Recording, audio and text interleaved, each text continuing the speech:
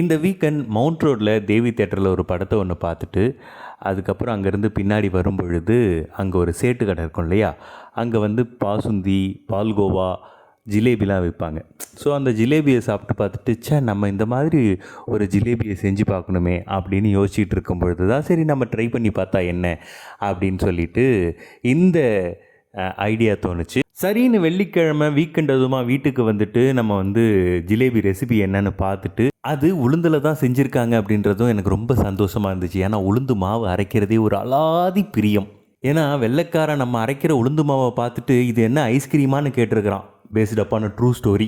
சரி, recipe detail என்னென்னு பார்த்துருவோம். 1 கப்பு உளுந்து, 2 ஸ்பூன் கார்ன்ஃப்ளவர், 1 ஸ்பூன் அரிசி மாவு, கொஞ்சோண்டு சால்ட், பிஞ்ச் ஆஃப் சால்ட் இருந்தால் போதும். கலந்து ரெடி பண்ணி வச்ச மாவை நான் பைப்பிங் பேக்கில் போட்டு எண்ணெயில் குட்டி குட்டியாக போட்டு பொரிச்சு சக்கரை பாகில் முக்கி என் ஃப்ரெண்டுக்கிட்ட கொடுத்தா, அட மக்கு முட்டை இது ஜிலேபி இல்லைடா ஜாங்கிரின்னு சொல்கிறான். ஆனால் இது ஜாங்கிரி தான், ஜிலேபி இல்லை. By the way, this is jangiri, not jalebi.